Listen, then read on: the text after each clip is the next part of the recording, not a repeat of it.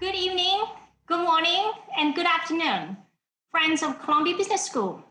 Welcome to our Leading Through Crisis series. I always feel privileged to be a member of the Columbia Business School community as we have unparalleled access to the insights of the captains of industries.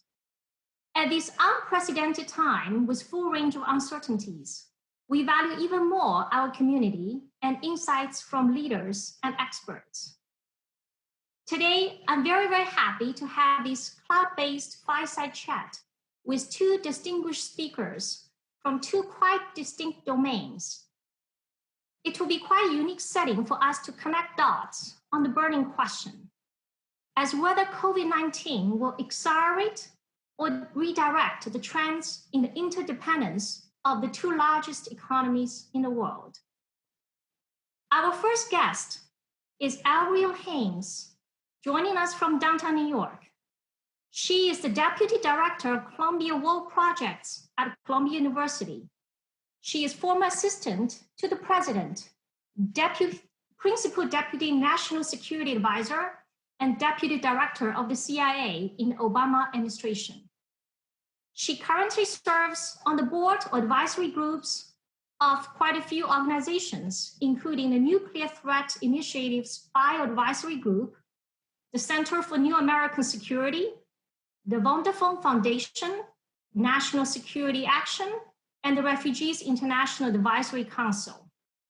Avril received her bachelor's degree in physics from the University of Chicago and received her JD from Georgetown University. Our second guest, Chris Thomas, is joining us from Beijing, so it's early in his morning time. Chris was most recently a partner with McKinsey Company, a co-head of the firm's global digital strategy. Prior to McKinsey, Chris was the general manager of Intel China. Chris began his career in New York with the Blackstone Group. Now he's a visiting professor at Tsinghua University in Beijing, and he's a former member of the Council on Foreign Relations, an advisory board member of the Sever Foundation, and invited member of the US-China Track 2 Dialogue on the Digital Economy. He received an MBA from from Stanford Business School and a Master in Political Science from Stanford University, and also a Bachelor of Science Economics from the Wharton School. So we have quite a few questions. So let me start with where we are and how we got here. Needless to say, we all feel that we have been living in a completely different world since March 2020.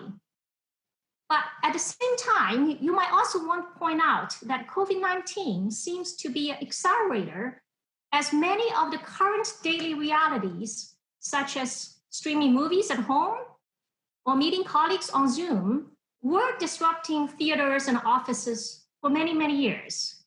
And perhaps only now, they become the mainstream in a process that would have taken perhaps for many more years in the absence of the current pandemic. I feel the same thing could be said about the US-China relations. I have read so many negative narratives in both countries, in both languages, from one side against the other during this time. However, I also feel that the mutual suspicions in the past few years were already a gradual trend away from the time which I had a very fond memory of during my formative years and in my early career. That is a mutually reinforcing attitude towards cross-border trades, investments, and personal exchanges. Maybe the pandemic here is accelerating the bilateral tension, which could further erode the economic relations.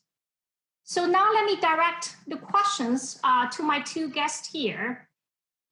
So based on your work, could the two of you share with us how has the independence between the US and China changed during the past decade? Perhaps I will ask Avril to start on the foreign policy relationship between the two countries more generally, including what President Trump's administration referred to as our strategic competition with China. how do we get here? So Avril, maybe you can get a start. Thanks so much, Wei, and thanks to everyone for actually, spending your time with us this evening. We really appreciate it. I think if you take a step back and look at the foreign policy piece of things, I'd say the U.S.-China relationship has, frankly, for several decades entailed elements of cooperation and competition, but the degree of each has shifted over time. And right now, I think we seem to be at sort of the low ebb of cooperation, and most of the attention is on our competition. When I served in the Obama administration, the focus was really on effecting a rebalance to Asia and the Pacific, in recognition, frankly, of the increasing importance of the region to our future, and the fact that Asia and the Pacific were becoming the world's political and economic center of gravity. And in practice, this meant really expanding our investment in diplomacy in organizations like ASEAN, continuing to strengthen our alliances, our partnerships in the region, expanding trade and investment, negotiating agreements, like the Trans-Pacific Partnership, or TPP as we would call it, and the Transatlantic Trade and Investment Partnership, TTIP, reshaping our security posture to promote really freedom of navigation in the Pacific, and promoting an international order that we believe served our interests and those of our allies and partners. But despite a fair amount of cooperative success in areas of common concern, places like, climate change, nuclear proliferation in the context of Iran, global pandemics like Ebola at the time, military to military communication, and even ocean sustainability, a number of issues actually became increasingly contentious during that time, such as maritime disputes in the South China Sea, lack of reciprocity in trade and investment practices, human rights, the theft of intellectual property, cyber espionage. So we didn't believe that China wanted to go to war with the United States any more than we did, frankly. And we recognized that a number of issues of mutual interest require us to partner with China. Issues like climate change and North Korea's nuclear program. And so the main focus was really on pushing back against what we perceived to be unacceptable and aggressive behavior that threatened our interests, our allies or partners, and nevertheless allowing space for China to rise. And the hope really was that it would be possible over time to encourage a kind of principled, rules-based approach to the management and settlement of a variety of our disputes, such as the maritime disputes in the South China Sea. Though I would say by the end of the administration, the sort of earlier assumption that many had that economic liberalization would eventually lead to political liberalization really had largely been discredited and discarded. And by the time the Trump administration really came in and took office, President Xi was, I think, by most accounts and certainly mine, acting more assertive, more mercantilist in his economic strategies, and more authoritarian from a domestic political perspective. And of course, we've seen how during the Trump administration, the adversarial rhetoric has really ramped up and the focus on competition has risen, culminating in the current crisis. And I know you want to get to how COVID-19 affected our relationship later on in our discussion, so I'll save my remarks for now on that point. Well, thank you, Avril. So Chris, now get down to your alley. So what are your thoughts about the economic integration between two countries has been involved? Yeah, well, thank you very much. First of all, thank you very much for the opportunity to join here today. It's always a pleasure to see the friends at Columbia and at the business school. I think that this is an interesting and evolving tale. I think in case of both the economic integration and the economic benefits, on an absolute basis, you see the integration pretty much as high as it's ever been. Exports, even though they've dropped in the last year due to the impact of the trade war, are still only at 2015, 2014 levels, so we're not going back to the early 2000s anytime soon. 95% of global companies, including American global companies, compete in China. 70% of them are growing, and 75% of them are actually making margins in China that are higher than the rest of the world, so they're being successful. U.S. companies make about $500 billion worth of annual revenue in China. About $100 billion of that comes from tech companies operating in China. And you can just see the impact of this economic creation if you pick up like a famous phone or something like that, from which 80% of the suppliers are sitting in Asia. It's assembled in China. And just to keep in mind, we'll talk about this a little later, about complexity, there's over 3,000 of those suppliers in Asia that are coming together to put that magical little phone into your hand. All of the largest Chinese technology companies list in the United States, and American-based VCs are very active. American-based private equity investors are very active in China. Those are the indications of the level of economic integration that we have today. And then we haven't even talked about the people side, right? China is the largest source of global tourist revenue, of which a large portion of that comes into the United States. It's the largest source of foreign exchange students, of which the largest amount of those go into the United States today. These are other exchanges which show the depth of economic integration. What I've talked about here is the level of the US dependence or integration into China. Let's talk the other side, which is China's openness to the rest of the world. And in that case, I would say that's really a two-sided story. There are cases where you can see where China is more connected into the rest of the world, but just due to fundamental changes in the Chinese economy, it is now less connected to the United States. And those fundamental changes, the biggest one that's happened since the financial crisis is that China has moved from an exporting-driven economy, which was about 37% of its economy in 2008, to a consumer-driven economy.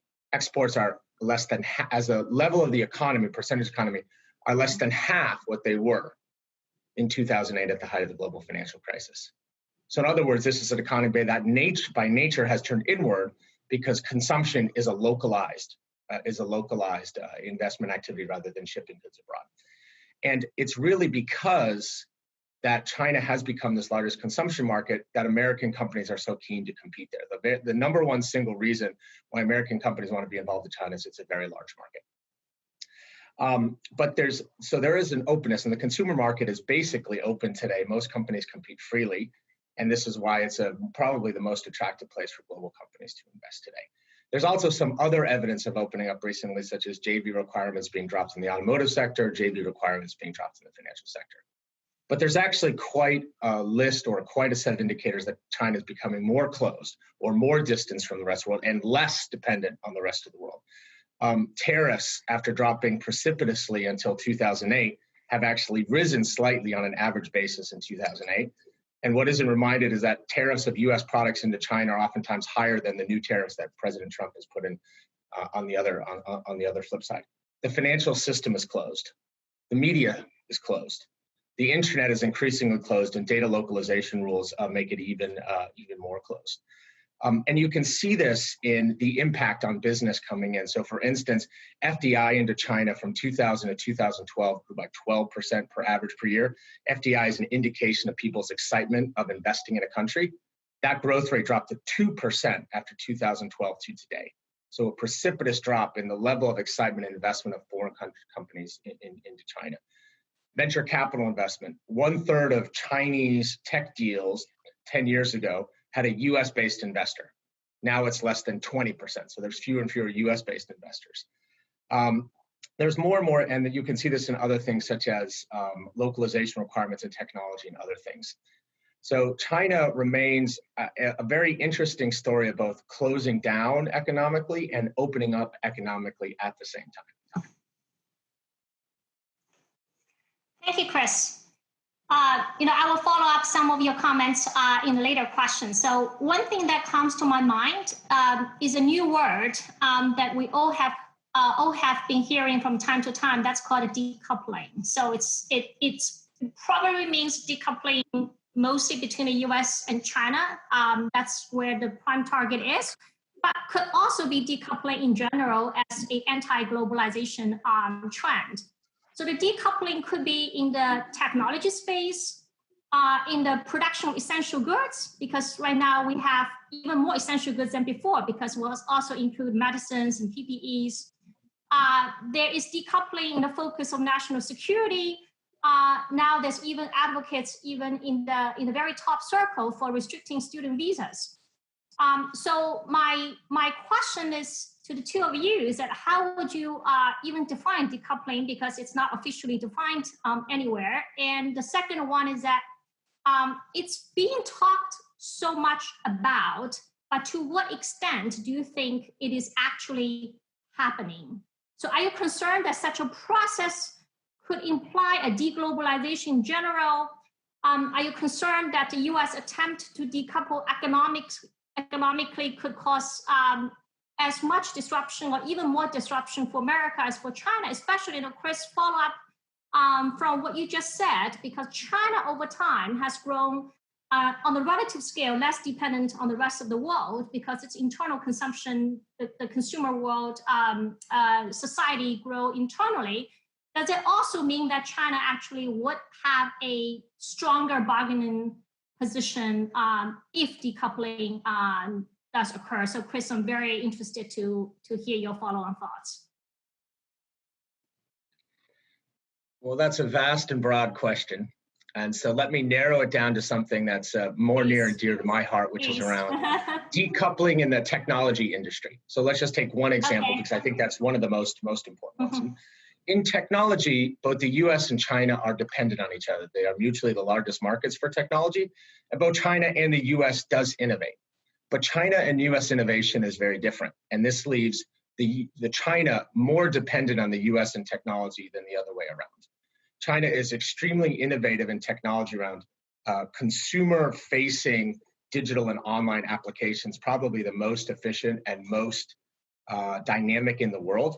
And in terms of efficiently, turning raw materials into end products, really low cost and operational efficiency. And this is something that is made at the centerpiece of global manufacturing. This is why 45% of all semiconductors are consumed in China and then re-exported to the rest of the world. But China is quite dependent on the US in technology simply because the US has control over, either de facto or de jure control over, most of the global economic core technology value chains. Let's talk about semiconductors and other things. And the reason is that American companies spend all of the R&D.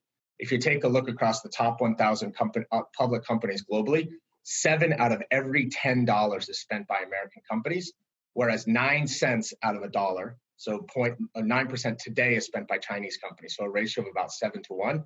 And 10 years ago, this is a cumulative spend. This was 15 or 20 to 1.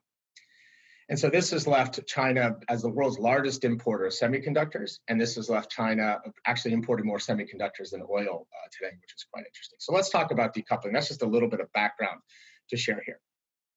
The long-term deal, the long-term economic relationship was America's control of technology, China as a large market, was that you traded access to technology to access to market, an open system. About 5 to 10 years ago, that relationship started to break down with signs of closing on both sides, whether it's entity list restrictions, the actions taken against Huawei in the United States, the DIOE campaign in China, which was to remove American technology from government installations, data localization rules. That relationship started to break down. And what it's left us with today is a world in technology which is already partially decoupled. If you break the world broadly into sort of systems and solutions versus core technologies, the system and solution market is already broadly decoupled. China has a set of internet champions and technology providers, which is different than that of the rest of the world. And the US players only have a small portion of their business in China. At the core technology level, think about chips and boxes and interfaces and standards and all that stuff. It's a fully coupled world because that is such an expensive world in which to compete. Global scale really matters, and usually it's a winner-take-all type of industry. That's where we are today. And then obviously you have a set of dynamics between the governments where they're deciding that whether you're going to move back to open, an open Chinese market, open access to US technology, or a closed. But you're not going to end up with one open and one closed, or one closed and one open. That is inherently an unstable position. And that's we've been fluctuating around that instability for the last 3 or 4 years. From an economic perspective, from both the US and China, open is the dominant position. But as we all know, there's multiple games being played out at once, national security, all of these other things. So we may end up in a situation that goes to close, which would drive us to real full decoupling. But I personally am skeptical that decoupling can take place anytime soon around the technology industry. Because not only it's governments that set the rules, but it's companies that need to make economic decisions to go out there and make decoupling happen. So you need to replace American chips, pull them off and replace them with Chinese chips. Now that's even hard for one company to do, but technology is an ecosystem. It's thousands of different pieces of coming together, first into a semiconductor plant and then being shipped out to Malaysia, to other places around the world. And all that entire supply chain and ecosystem has been finely tuned over many years. It's been optimized and made efficient across many different portions of the world. and then to move that from being an entirely one today that is dependent on both the US and China, and move that into one where China has control of one full value chain and the US has control of one other value chain.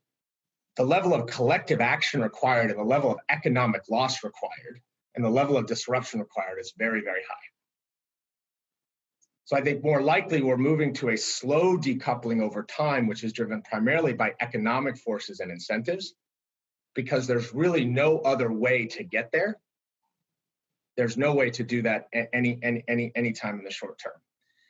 And one final thing is that even though I said it's sort of obvious that open is the best place for this industry to end up, it may not be the best place for individual companies to end up. Global companies benefit from scale in global markets. But we have to remember, especially in China, the vast majority of companies are not global. And for many companies today, decoupling is a business strategy. It's much easier to compete in the regulatory world. It's much easier to compete by keeping the other guy out and getting benefits from these national security dollars, getting benefits from these subsidies, getting benefits from protected markets, than actually competing in the marketplace. So policymakers will hear two different things. They will hear one group of folks saying, we want global markets, open the markets to us.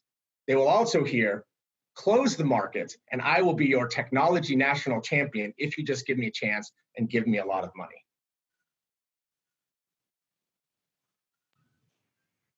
Thank you, Chris. So I think you naturally, go down the alley of Avril, because I'm also wondering to what extent the consideration of national interest, national securities would dominate many of the economic considerations Chris just pointed out in moving the equilibrium to the close or adding more weight in that direction. So the other thing I'm wondering is that whether the current mutual demonizing may simply bolster the position of the hardliners within each side, because those hardliners now get the justification support for their preferences for confrontation rather than cooperation. So Avril, I'd love to hear your thoughts.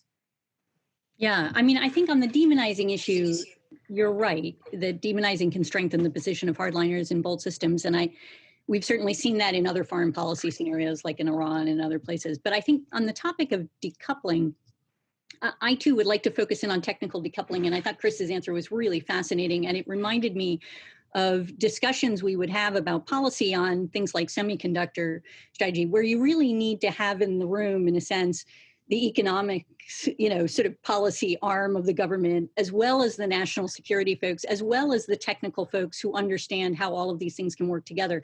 And I find that it's very challenging to have a conversation about this that is precise or nuanced, because, as sort of Chris's answer highlights, there are different forms of decoupling. We can define it in different ways. There's sort of greater or lesser extents of it. And there's also, different answers potentially from a foreign policy and national security perspective in terms of the policies you want to use for decoupling or not decoupling, depending on the technologies that are issues, that you're focused on. So let me just give a couple of examples, because I think this will highlight how it can be different in different areas and where the national security pieces come in. So for example, I think if you're looking in the case of space technology, we've used a variety of tools to inhibit kind of, space technology exchanges, such as classification, export controls, things like that. And for the most part, they've actually been pretty successful. And we've been fairly decoupled for about the last 2 decades in space technology. Our programs have really developed pretty separately. But, still, while this may have slowed China's development in space technology, the reality is, right, that we're still, the US and China have the most advanced space programs. And, the United States has a bit of an edge, most experts would say, and probably will maintain it for the next 10 years or so, but it's not, incredibly extensive. The question is, how productive was that decoupling for our national security? How important was it? I think that the general consensus, I say, is that it was fairly useful for slowing things down, but not as successful as people wanted it to be.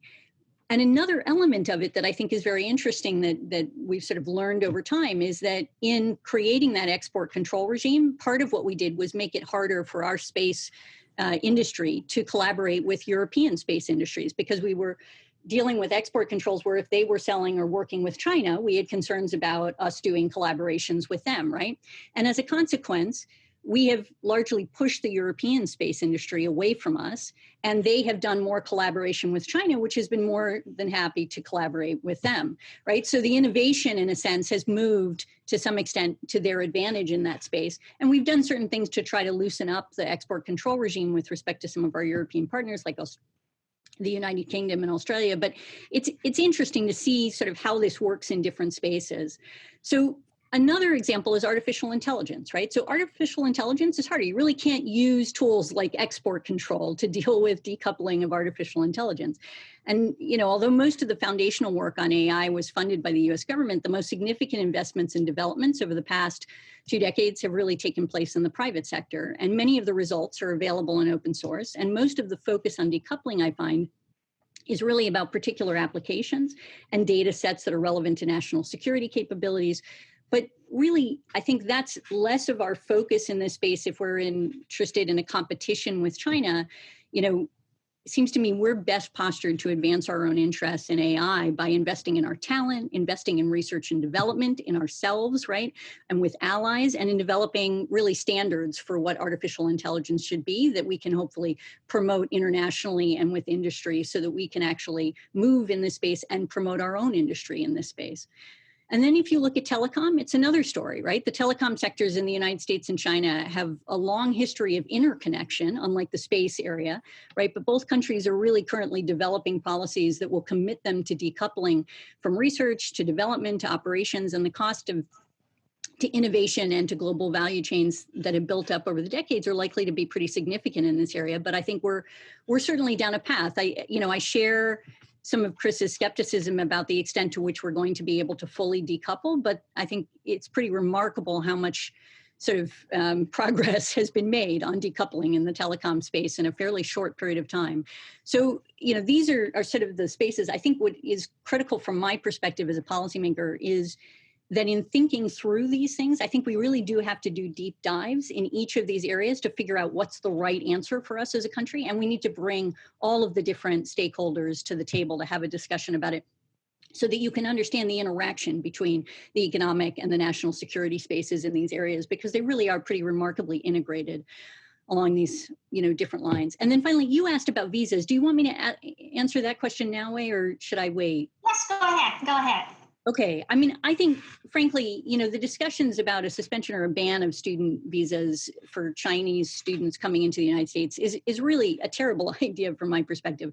And, it's terrible for many reasons, but I'll focus on the national security space, the area of my expertise. And from my perspective, we're competing for talent in all of these areas of technology, right? And Chinese talent just unquestionably contributes to US science and innovation. And, both during their studies and when people stay afterwards. And in nearly all STEM fields, data suggests that, over 85% or more of Chinese PhD students stay in the United States after graduating. And I think I was recently told a story that really brings this home in some respects. The father of China's space program, who was Tian Shuixian, returned to China in 1955 because the US compelled him to. He'd come to the US to study at MIT 20 years earlier, and he was deported in 1955. And over those 2 decades, he worked at Caltech, participated in the Jet Propulsion Lab in World War II, rocketry and explosive, experiments, and he served on US missions to survey Nazi V2 facilities and so on in Germany, apparently. But it was during the McCarthy era, and he was accused of being a communist, and he was sent back as a consequence. And he ended up basically, sort of pioneering the space technology that went on into China's space. So, this isn't to say that the Chinese government doesn't engage in espionage. It does. And, that we don't have to worry about it. We should. I mean, China has targeted American researchers and labs to obtain information for a range of issues. It's commercial, it's military, it's intelligence value, and so on. But I just don't think a ban on student visas is frankly going to fix this problem. Thank you. Can I jump in on that? I like to double down on that comment about Chinese talent, and I'll bring it up in a different way. When I've worked with global companies that want to be successful in China, I always say what's most important is that you have your set of local allies to work with you, especially when you deal with the government. And in the technology, clearly, the best allies that U.S. companies have are clearly Chinese who have spent quite a while in the United States and have worked with global companies. There's two mindsets in the Chinese technology industry today. There's a localization, nationalization mindset, but there's also a globalization mindset, which says if we want to be global, if we want to be successful globally, we have to scale on the best core technology, and that best core technology is often American, so we need to partner with America.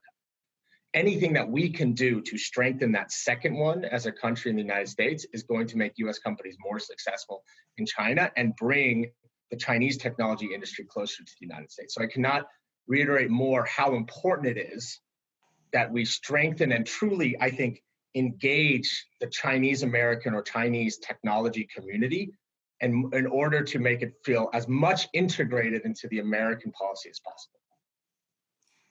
Thank you both. I couldn't agree with you more, and I really hope the decision makers could hear your thoughts and opinions. So now we come to our the key topic, which is the COVID-19, and we have discussed so far how we have come here and what are the recent trends that's already happening. So the next question will be the central question for today's forum, which is, do you think that COVID-19 would accelerate certain trends, it would decelerate these certain trends, or would redirect certain trends into a somewhat different direction? And what are the implications for policymakers and for the business, as well as for a whole generation of people who have been taking globalization almost for granted? So I think maybe, Avril, you can start with the trends on a more general, on general aspects from geopolitics, etc. Sure, thanks. So I think, honestly, that both countries are going to emerge from the crisis diminished to some extent. I just think that based on current trends and, under sort of President Trump's policies and leaderships, the United States actually appears to be likely to emerge more disadvantaged than China is sort of what I'm seeing on a general scale. And I'll kind of dig into a few areas in which I think that's happening. So first, I'd say, the crisis may end up accelerating China's rise economically in the sense that, relative to the United States. If you look at GDP, we're both going to lose some as a consequence of the crisis, but US GDP is going to contract based on what our projections are, right? And China's GDP will fall, but it still seems likely to be positive. Maybe it's in the 1% to 2% realm, something along those lines. And so it seems like it is going to have a more significant impact economically, generally, on the United States than China thus far. Also would say that in the context of the necessary investments that are part of what we were talking about in the context of decoupling technologies or, sort of the broader policies that we're engaged in vis-a-vis China, it's going to be harder for us to invest in those spaces as a consequence of the amount of money we're going to be spending on cost recovery and or already spending on cost recovery. So cost recovery in the United States, obviously huge expense, astronomical at this point, and continuing, something like close to, if not more than 10% of our GDP at this point. And as we do that, what's happening is we typically during such moments end up having, sort of in challenge budget times, right, trade-offs that we're going to have to make. And one of the classic ones is gun versus butter and variety of domestic issues versus international issues. And so I think it's sort of more challenging to get money for research and development. It's more challenging to get money to invest in international issues and leadership spaces. It's more challenging to get money for international organizations and to deal with the kind of reform that's necessary to actually push out in these spaces. And, it's more challenging generally to get money for the human capital investments that you need to make in the kind of broader competition with China. So those are spaces where, again, just based on current executive branch leadership and what we're seeing, and sort of prior trends with tight budgets, I'd say that's another space that's going to be challenging. Another area that I would focus on is, something that you talked about in the demonizing to some extent, which is that the rhetoric has been getting higher, right? So our rhetoric is higher, but also the Chinese have engaged in a fairly aggressive information campaign. We're seeing them use tactics, frankly, that the Russians use, that the Chinese hadn't used before in those types of information campaigns. And what I think that results in is sort of, it's likely to harden public perception of both countries among both populations. And I think that leads to a more challenging sort of landscape within which Congress would actually, take action that would invest in some of the spaces that we need them to invest in, or an executive branch would be able to sort of reach out to China on areas where we have mutual interest and where we should be cooperating. So I think that's a space, again, where it's going to become more challenging for us during this period. Another area that I focus on is, I see Europe getting weaker, again, relative to other things, but also the hit that Italy has taken, Spain has taken, and so on economically. It makes it more challenging for the EU to hold together. So it may be accelerating that trend, and it makes them generally more subject to pressure from other countries, which means that they're less likely to stand up with us as allies in pushing back against aggressive policies that we have a mutual interest in pushing back against vis-a-vis China, right? In other words, we are more effective at shaping China's behavior and pushing back against issues when our allies and partners are with us. And so having the Europeans with us is a critical aspect of that policy. And I think it will be harder for the Europeans to stand up to do so. And then finally, an area that we've seen is that China's tried to use the COVID-19 virus, I think, to try to promote their influence in a whole variety of spaces. We've seen them declare or deliver assistance related to COVID-19 to over 80 countries around the world, in places like Latin America and Southeast Asia and Africa and so on.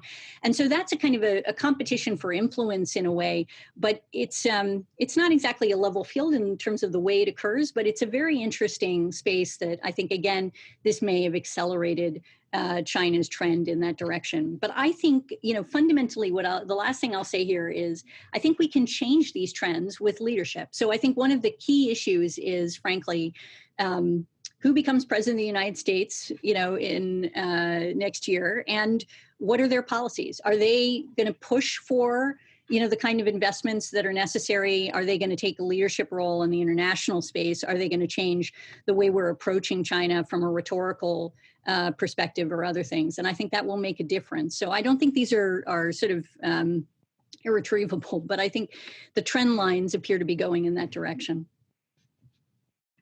Thank you. Chris?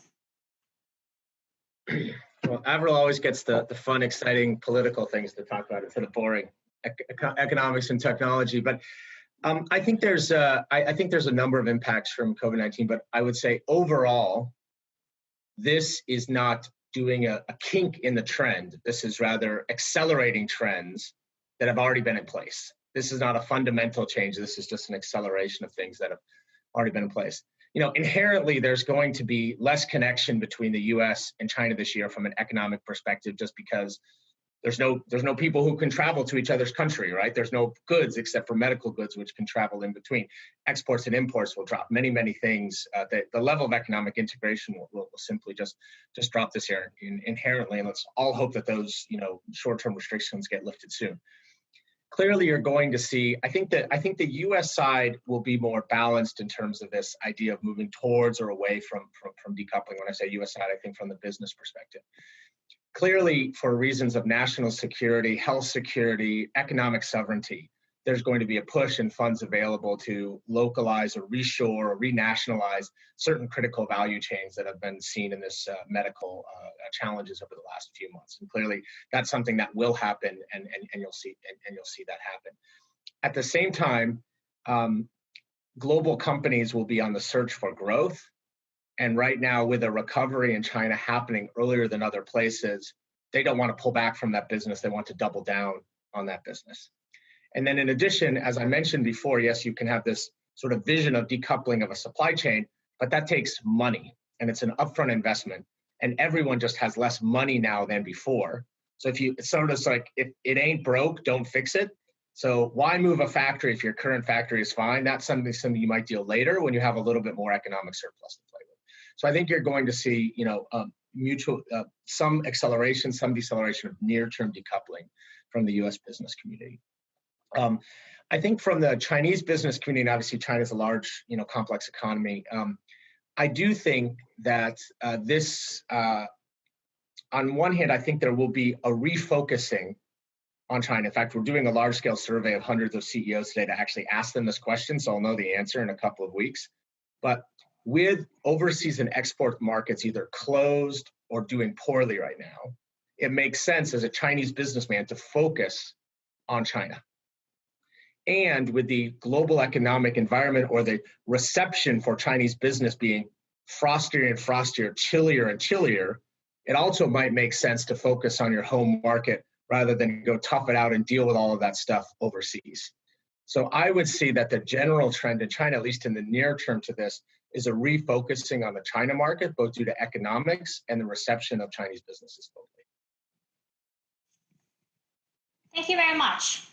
So, every time I moderate a panel, I always give what I call a crystal ball question to my guests. So I will ask you to see into the crystal ball in front of you and tell us what do you think that the world will look like in 5 or 10 years. Obviously, it could depend on the leadership, but I'd like to be curious to see what else that's on your mind. Should I go first? Yes, please. Okay. Yeah, no, I've been, sort of seeing, as I'm sure everybody else has, all of this work being done on different scenarios that might occur, in a whole series of contexts as a consequence of COVID-19. And I think one thing that I feel certain about, this is the only thing I think I feel certain about, is that we are going to be doing more online than we have in the past. I'm just astonished by the degree to which, frankly, that has ramped up and also the degree to which people see some aspects of it, while not as good as being in person, actually being more effective than they thought it would be. And so seeing that develop in a whole series of different ways. But when it comes to the sort of US-China piece of things, I mean, I've given you a kind of a sense of the trend lines as I think they're moving right now, which is really very much in line of accelerating and China's rise and us essentially being disadvantaged to some extent in the competition. But as I said, I think that actually is not challenging to turn around with the right leadership. So I very much hope that that is in fact what we will see. And by that I mean more in the sense that I hope that the United States is capable of exercising the kind of leadership that allows us to cooperate with China where we should, to push back where we should, but also for China to continue to grow in a place, and in a way that makes sense for China. So it's I think there should be some mutual respect in this context, and that's part of the future that I'd like to see.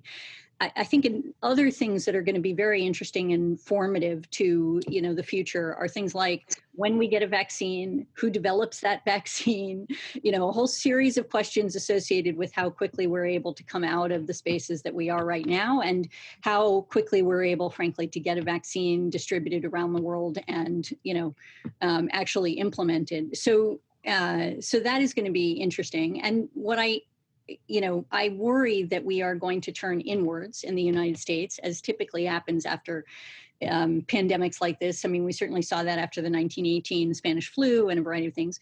But, I believe that, frankly, this pandemic is sort of the best possible example and case for why it's so important for us not to turn inward, but rather to push outward and to work with other countries to try to address the challenges that we're, going to be facing together and, frankly, work towards our mutual prosperity. So it's, I have hope for the future, but I have lots of concerns. Thank you, Chris. So, I'm an American optimist as well, so I have hope for the future as well, right? And I couldn't agree more that just speaking from an economic perspective, globalization of American businesses is inherently good for America. And we have to go back to fundamentally, why do American companies compete in or invest in China, which is really what economic integration is about. Because it has a set of government policies which make it a great place to invest. But that's one thing, but actually the bigger reason is access to market. It's a very large and attractive market for a lot of products, but also, as I said before, access to talent and access to innovation.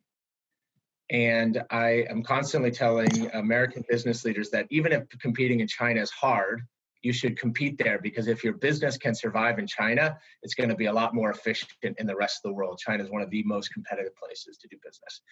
And I don't see the American business community at scale pulling back at scale from doing business in China. And I think the American business community fully supports an American government that toes a tough line and is willing to, basically negotiate that if we can't get to open, we'll go to closed as a firm resolve and firm backstop to American companies. But I think that American companies still want to end up on the whole in an open situation. And of course, I think that if there's many scenarios of how decoupling could work, but at the end of the day, you're going to pay higher prices for goods. You're going to have smaller markets in which American companies can sell their products and technologies. You'll have lack of access to Chinese talent, lack of access to Chinese innovation, all of these things that are inherently good for American companies. And I always believe that given a level playing field, I think American companies and American business can compete with anyone. I don't think there's any protection that American companies need. They just need a level playing field. I actually, short term, who knows what's going to happen, but I actually see the bigger risks right now over the long term for China and the Chinese economy. And it's been an amazing success story over the last 20 years. But I think the key thing that we must keep in mind is that all of the drivers that drove China growth the last 20 years are stopping or moving in reverse. The biggest single one is demographics. China will lose about 200 million working age people the next 20 to 30 years. And who knows the exact number? There's almost nothing in the world that can replace the economic value of 200 million workers. Going back to simple economics, you grow your economy in three ways, right? You add labor, you add capital, or you make that labor and capital more efficient. Labor will shrink. So you either have to make that labor more productive, but labor productivity growth has stalled, or close to stalling. You add capital. The capital's already been added. China debt rates have gone up 5x in the last 15 years. And the efficiency of capital in China is very, very low. In fact, capital is about 1/3 or 1/5 as effective. A dollar of capital, an RMB of capital to an RMB of GDP, that ratio has skyrocketed in the last few years. So capital is less and less efficient. And there's also not that much more capital to add. China has a different type of debt than the United States, but it's still a very large amount of debt. And there's even some studies that have shown total factor productivity, like the overall productivity of the economy has actually dropped over the last 5 to 10 years. So there's a real danger of China slowing down in growth dramatically when its GDP per capita is still very low compared to the United States. So basically slowing down before it gets to a middle income country. The only way out, as I see it, the only way out is globalization. The only way out. Not exports, because the world doesn't need more exports. It's global companies. It's global business, where Chinese companies can effectively go overseas to sell products and become part of the global community. And that hasn't really happened to date. The amount of global sales of Chinese companies is very, very low compared. Most Chinese companies are primarily domestic, if you look at almost across any sector, and especially for state-run companies. So anything that pulls China back from globalization, anything that pulls it back from economic integration, anything that pulls it back to more state-controlled rather than privately owned, is going to have a big negative impact on the future economic growth. So I'm actually in I'm always the American optimist camp. I think that Chinese policymakers are very smart. I think Chinese business people are very smart. But there's a choice, right? The choice is either to pull back or the choice is to globalize. And the only way you win by globalization, as we all know, as an American living in Asia, is you have to be humble, you have to be transparent, and you have to have diversity. So this means that Chinese companies, 99% of the senior executives at Chinese companies, board members of Chinese companies, are Chinese nationals. That has to become 70%. You have to see large-scale integration of global talent into Chinese companies. This is an incredibly challenging thing to happen. But that, for me, is the only way that China gets out of the productivity and growth conundrum. It's also the only way that it globalizes. And so I think this is a big challenge and a big choice. So I'm optimistic for everything. I'm optimistic for open. I'm optimistic for America. I'm optimistic for China, but it's a big challenge. Well, Chris, I feel so much better after today hearing all your optimism. That's great. So I have one last question on my formal agenda. So this is a traditional question I always ask people in the leadership position in behalf of our students and young alums, because they really appreciate, advice and suggestions from people like two of you. So basically, it's what is advice you have for our students and the young alums as how to live out of this crisis, and also use this opportunity to strategize in this global trend. So maybe, Chris, you can take a break, and I'll switch to Avril first. Sure. I feel outmatched by both you and Chris on this question to business school alums, but I'll say, maybe just a few words. I serve on a public service commission. It's called the National Commission for Military, National and Public Service. And it gave me the opportunity to go around the country and to talk to people about service. And it was absolutely astonishing to see sort of how many young people, frankly, are interested in serving, but at the same time, how little access there is and how little understanding there is of what the pathways are, and a sort of a recognition of the fact that this is a space that, in a way, I think in the United States, we've given up a little bit from where we used to be on service. And a crisis like the one we're facing today is, frankly, the perfect moment in which for all of us to pull together and to really sort of lean in on service. And it is, I have found for myself in public service, in the government, that I could not have had a more sort of satisfying job, something that gave me the opportunity to learn from some truly remarkable people, but also the opportunity to feel as if I was lending value to something that was bigger than myself, which I think is one of the most satisfying things to do. And in talking to people, around the country about their experiences in national service, I think it's a very similar experience, if not more so, where people really feel empowered as a consequence of coming to another community and trying to help in different ways. And when we look across the country right now with COVID-19, with Tom Frieden, the former CDC director, saying we're going to need at least 300,000 people for contact tracing, or, we're going to need people across the country helping with jobs issues, with economic issues, when we see the inequality that's going to be exacerbated as a consequence of this crisis in a country that already has extraordinary inequality, the highest among advanced economies, and so on. So there's so many places where we're going to need to come together, and I would promote service, in every form. And there's lots of different ways to do it, whether it's in the healthcare field or in the, business field or in the teaching or, in the space of doing contact tracing or whatever it might be, or government. I believe that this is a moment for us to really lean in on that and to try to promote it as much as we can. Thank you, Chris. Again, it's hard to compete with a push for people to get involved in national service, right? Which is obviously a very important thing. Just to share some parallels or a story from my own career, I joined the technology industry right after the dot-com crash. And so my options were priced at $80. And when I actually joined the firm first day, the stock price was $30. So it was only $50 in the whole day one. And basically, the industry in which I was working shrank by 70% over the 3 years while I worked in it, my first 3 years in Intel. And so basically, all you do is shut down businesses. Unfortunately, you have to redeploy or fire people, and you basically just work through crises because there's no fix for that. And what I would say is it's a tremendous learning opportunity, and it makes you tough, and it gives you a set of skills that in a growing market you simply can't get. So for all of you struggling out there, cherish the moment, right? Because you're going to learn stuff that'll give you a suit of armor when things get tough in the future.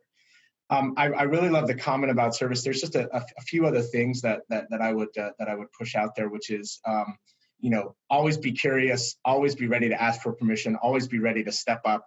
Don't just do your job. right? Always find that opening where you can raise your hand and say, this is the next thing I'm going to do next. I think I loved Avril's comment about, to solve these problems, you need to know national security plus technology plus economics, which are systems of systems.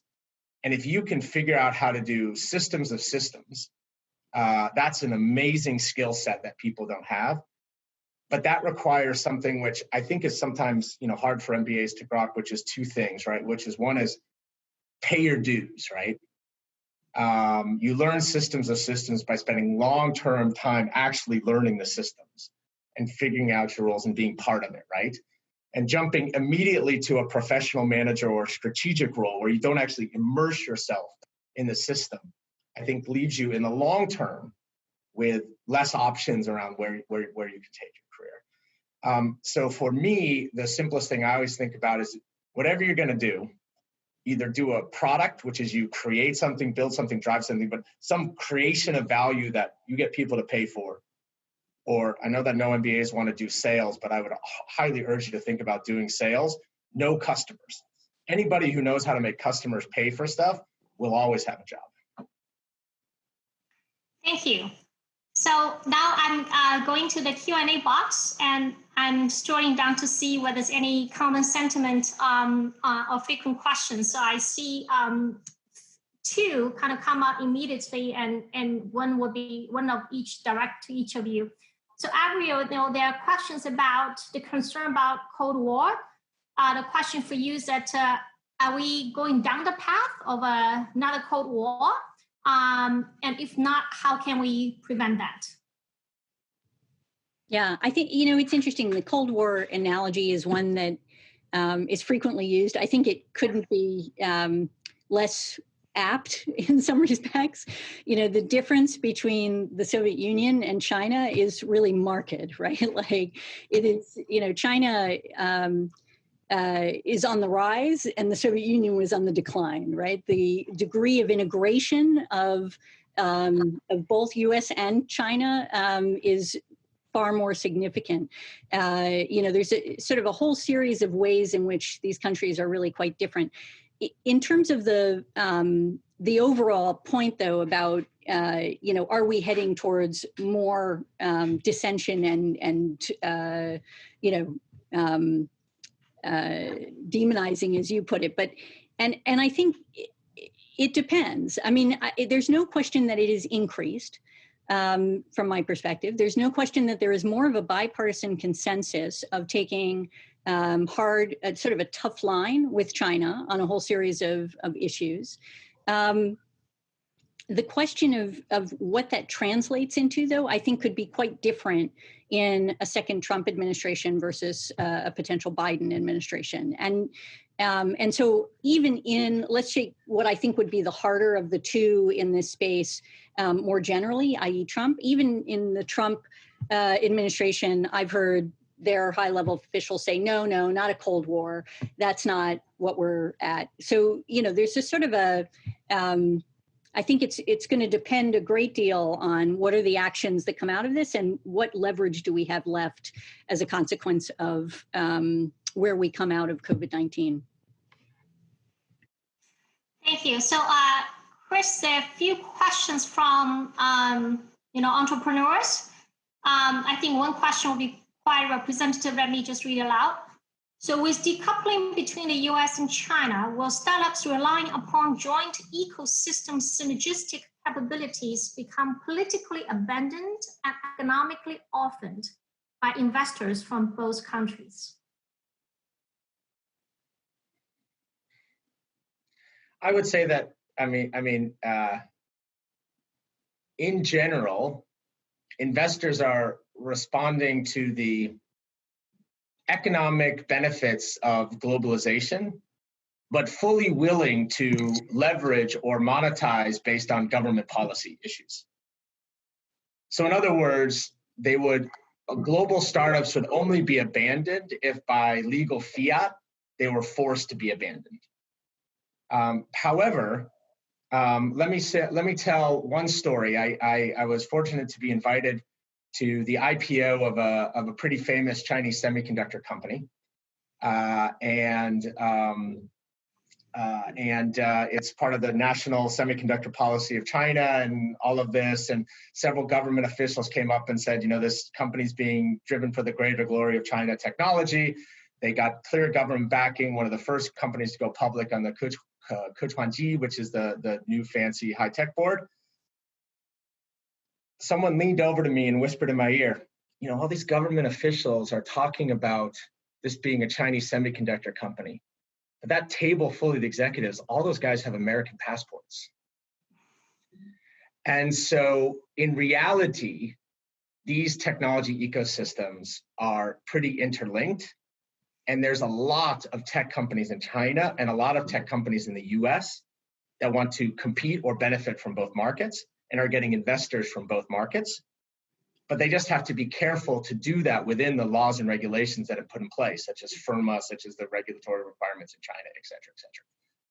So I think what you'll see a market for global startups, but you'll also see a market for local startups that are benefiting from the regulatory regimes. Thank you. So I will pick one more questions for each of you. I see two interesting questions. So first one is for Avril. So the question is that if China and the US are walking down the path of coupling in one form or the other, how would this change the US interdependent relationship dynamics with other countries? How would the relationships with other countries compensate or offset this decoupling force? Yeah, I think, as I tried to indicate in my remarks, it really depends on the area of decoupling that you're talking about, right? So, the space technology area that I gave you as an example is one where it has affected our relationship with our European allies, with Australia, with others who have technology in that area, because the tools that we used for decoupling basically ended up applying to them as well to some extent. And as a consequence, it made it harder for us to work with them and to innovate with them because our work wasn't being done in a collaborative way. Whereas in other areas, it's less so. And it really, again, depends on, the specific areas. I'd say in the telecom space, one of the things that obviously has been challenging is we've been pushing allies and partners to join us and push back against China. And that has put pressure on our allies and partners and on our relationship with them as a consequence. In some cases, we're more successful than in others, but in my experience, it's there's always a trade-off that you're making in that context. So if you're looking for extreme decoupling, then you're going to look to partners and allies to help you with it, because that's going to be critical. You're going to want as many of them on your side of the line, essentially, as possible, so that you can innovate effectively. You're going to be worried, however, that if they're part of your internal decoupling, essentially, how much leaks from them to China in that context. And that just makes it, the transaction cost of doing it much higher, as Chris really identified in his answers. So I think it is, it adds weight to the relationship with, our partners and allies, and it certainly adds cost to the overall global value chains in these spaces. Thank you. So, Chris, yes, go ahead. Yep, I think that it's, I think you can hear me. I think that I want to add on top of this, because I think it's really critical around technology as well, because obviously many of the items that the Chinese buy from American technologies, you can buy from other technology advanced countries such as Korea, Germany, Japan, et cetera.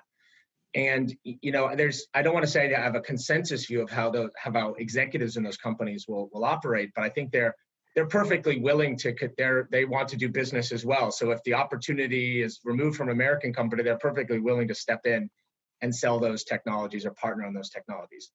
I do think that players in those countries are even more concerned about things like IPR and other things. So they're not, I think, really willing to open and do technology transfer, but they're perfectly willing to sell the technologies. And at the same time, right now, they are definitely willing and kind of look to the American government as setting the rules of the global game.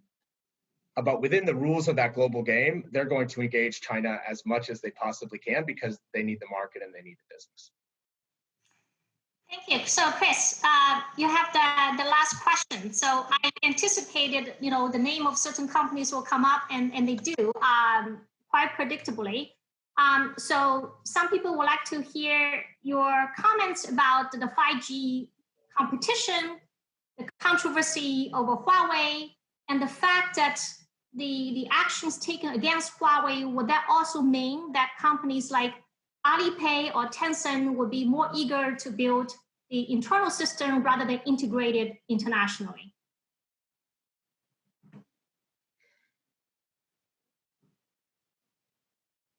So on 5G, I have a tremendous amount of respect for Huawei as a company, just as an engineering company, as a business company. I think there's many other views from different parts of the community on their view of the potential risks or other things for Huawei.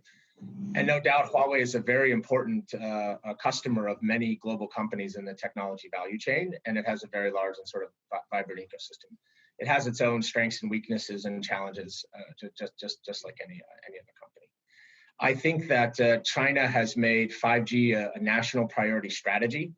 And since, frankly, if you look at, I think one of the big challenges you have in the early stages of 5G is that there's no ROI for a massive and fast rollout. Like if you just think around the economics, doing 5G fast is not going to pay back. So government willing to step in and basically pay the bill to do that is going to get 5G rolled out faster. And I think if you're going to look at raw numbers, you'll see 5G accelerating more quickly in China than especially in the United States. U.S. has spectrum issues and some other challenges besides the economics. I think that, but what's more interesting around 5G is both the technologies that go into it, all the chips and RF and all the other things, but what's most important is what are the applications and innovations you can do on top of 5G to accelerate economic growth? Just building a network doesn't mean anything, right? It's like, what can you do with it? And I still have a lot of faith in the American innovation ecosystem. Most of the core technologies going into this remain American. If you look at semiconductors, RF, and all these other things. And I think in terms of the applications, I have a lot of trust in American entrepreneurs to take these applications to the US and globally. So I think 5G on the whole will benefit America. I think that this is the most interesting question around decoupling. The Chinese government has always wanted to localize its own, government supply chain of buying technology and all of that stuff. That's always been something they've wanted to do. And that is something that has never really been successful because the Chinese government, buys less than 3% of all technology globally. So why would you create a whole different technology ecosystem just for 3% of the global TAM? It's if Chinese private companies decide that I want to build an in China, for China value chain rather than relying on global technology, that's the big swing. That's the big thing that could move the market. That, of course, is a collective action problem because all these Chinese companies compete with each other and they compete with Huawei. So they may not want to buy Huawei technology. They may not want to buy from a local. And a lot of these companies want to compete globally. So they want to buy the best global technology. But I do see worrying signs over the last few years of large Chinese technology companies looking to localize or looking to insource their technology precisely because they believe they won't have access to the American technology. And that is a worrying sign because once that train gets started, eventually it will happen. And that business will be lost by American companies. So I think the challenge, of course, is how do you pursue legitimate national security interests? How do you pursue legitimate level playing field negotiations between American and Chinese companies without telling Chinese companies that they're great customers of American technology, without telling them, don't buy American? That is a balance that really has to be nuanced and well managed. Thank you. Avril, you want to add anything? Okay. Well, thank you to both. So this concludes our panel tonight. Let's give, even though we're on a cloud, let's give a round of applause to our two great speakers, as well as the people who spent the evening with us. And I also hope that everybody will stay safe, will continue to be productive, and I look forward to seeing you in the next Columbia Business School event.